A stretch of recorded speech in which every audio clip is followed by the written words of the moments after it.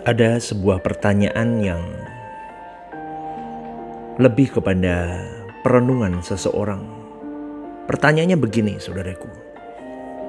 Apakah sekarang kita masih memiliki kehidupan? Saya ulang sekali lagi. Pertanyaan ini adalah di dalam perenungan dalam seseorang.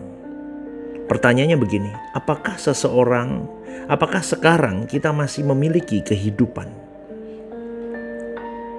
Kehidupan di sini yang dimaksud bukan karena hanya tubuh yang gerak ya saudaraku. Mulut yang masih bisa menikmati makanan, nafas yang masih ada, jantung yang berdetak, bukan itu. Tetapi kehidupan yang dimaksud adalah seluruh keberadaan kita, baik jasmani maupun rohani. Rohani artinya apakah kita menikmati ketenangan atau kedamaian? Atau justru kita tidak pernah merasakan kedamaian pada waktu kita hidup di bumi ini. Tapi kesenangan dan kebahagiaan yang sebenarnya membawa kita kepada kebinasaan itu bukanlah kehidupan loh saudaraku. Sekarang ini sebenarnya banyak orang yang telah kehilangan kehidupannya.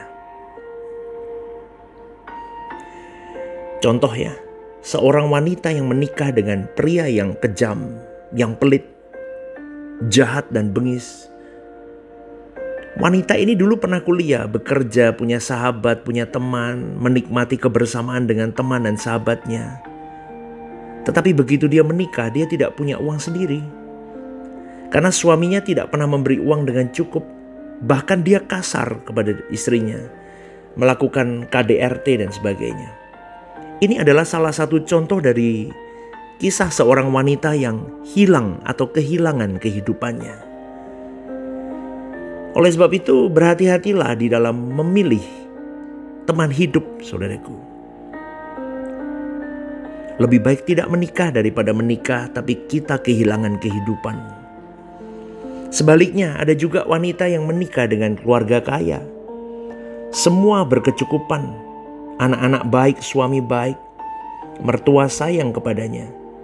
Tetapi mereka tidak mengenal Tuhan.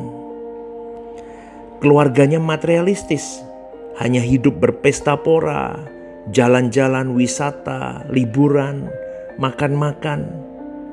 Mungkin mereka bergereja, masih ke gereja. Tetapi mereka tidak all out menurut Tuhan, mengikut Tuhan secara benar. Mereka hanya beragama saja.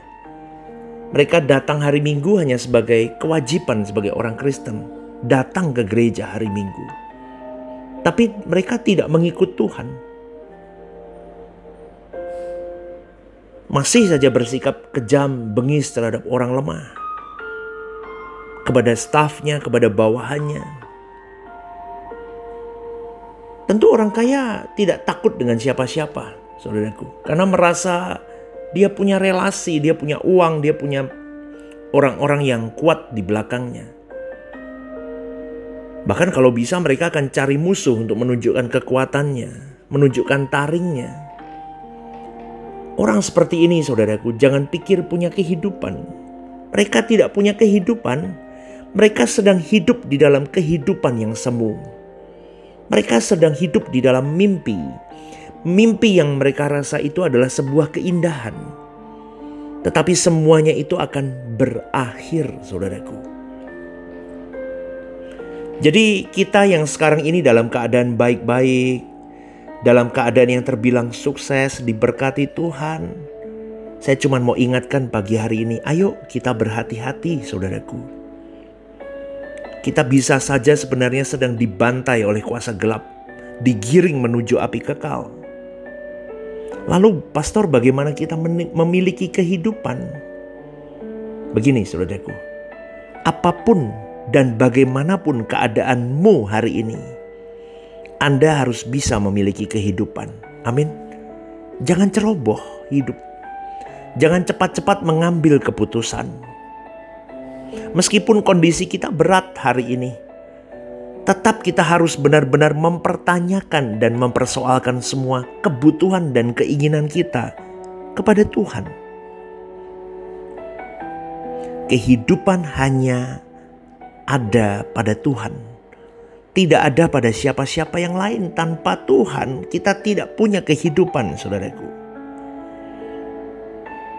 Ada kelompok orang yang tertindas, hidupnya dalam tekanan, hanyut dalam penderitaan, tidak bisa berdoa, malas ke gereja, bahkan tidak jarang bersungut-sungut dan mengutuki Tuhan, menyalahkan Tuhan.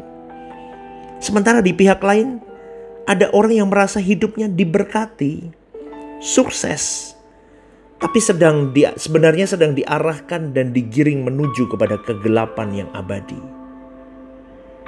Kebahagiaan mereka tertumpu pada harta kekayaan, bukan kepada Tuhan. Mudah bagi mereka untuk ke gereja.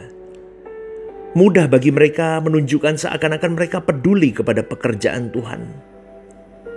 Mudah untuk mengundang pendeta hadir di rumahnya, untuk membuat acara apapun di rumahnya. Tetapi kehidupan hari-harinya tidak sungguh-sungguh menyenangkan hati Tuhan. Ini orang-orang yang tidak memiliki kehidupan. Jadi tidak bisa dikatakan kaya atau miskin, punya uang atau tidak punya uang, sukses di dunia atau tidak sukses di dunia. Dua-duanya bisa terhilang, saudaraku. Dua-duanya bisa tidak memiliki kehidupan. Karena pada umumnya hampir semua orang tidak memiliki kehidupan. Karena mereka dipenjara dengan pengertian mereka, pola asuh yang mereka miliki di lingkungan keluarganya, pola pertemanan yang salah, circle yang salah, pengajaran yang salah pula. Tetapi mulai hari ini, ayo kita berubah ya saudaraku. Ketika kita menjadikan Tuhan sebagai kehidupan kita, maka kita menemukan kehidupan yang sesungguhnya. Walaupun keadaan kita tidak utuh, kita tidak lengkap, kita berada dalam situasi yang membuat kita tidak bisa menikmati kebahagiaan dalam hidup ini. Tapi kita masih bisa memiliki kehidupan. Ini kompleks, pastor. Banyak orang pasti akan berkata begitu. Ngomong itu gampang, pastor, tapi ngelakuinnya susah. Maka dari itu saudaraku, jadikanlah Tuhan sebagai kehidupanmu. Kemarin saya katakan, jadikan Tuhan sebagai satu-satunya kebahagiaan. Kerahkan pikiran, perasaanmu, kehendakmu, semuanya kepada Tuhan saja. Maka nanti apa yang kita kejar adalah kepentingan Tuhan. Obsesi kita kepentingan Tuhan. Maka kita bisa menjadikan Tuhan sebagai kehidupan, sebagai kebahagiaan, sebagai kesenangan kita satu-satunya. Bagaimana hal itu bisa kita peragakan? Bagaimana aku bisa mengenakan dan menjalani dalam hidup model begitu, pastor? Saya mau kasih jawabannya begini. Jangan menantikan, jangan mengharapkan ada sesuatu yang membuat hidupmu terasa lebih bahagia selain Tuhan. Saya ulang ya. Bagaimana pastor aku bisa menerapkan satu-satunya Tuhan kebahagiaanku? Caranya begini. Ini praktek hidup saya juga. Jangan menantikan apapun selain Tuhan. Jangan mengharapkan apapun yang bisa membuat kau dan saya bahagia, damai selain Tuhan. Jadi jangan ada sesuatu yang kita harapkan dan nantikan, yang jika sesuatu itu ketika kita raih, kita akan merasa hidup lebih baik, lebih bahagia, lebih lengkap, lebih nyaman. Itu salah, saudaraku. Jangan punya cita-cita sesuatu yang kita anggap itu bisa membuat kita bahagia, lengkap, utuh, nyaman, aman, damai, peace, semuanya baik. Bagi kita yang dalam kondisi ekonomi sulit, jangan berpikir kalau engkau punya penghasilan 5 kali lipat, 3 kali lipat, 2 kali lipat, maka engkau akan bahagia. Kalau kau jadikan Tuhan kebahagiaanmu, kau akan menjalani hari-hari dengan sukacita. Meskipun keadaan ekonomimu tidak baik-baik saja. Dan ingat loh, Tuhan itu Tuhan yang hidup. Dia mencari hati orang yang sungguh-sungguh mengasihinya. Dan Tuhan pun, ingat baik-baik saudaraku, bisa saja mengubah keadaan hidupmu dan hidupku. Ini rahasia hidup mengiring Yesus. Ini rahasia hidup kalau kita menjadi kekasih Tuhan. Ini rahasia hidup kalau kita menuruti apa yang benar-benar menjadi keinginan Tuhan. Jadi, manjakan perasaannya saja.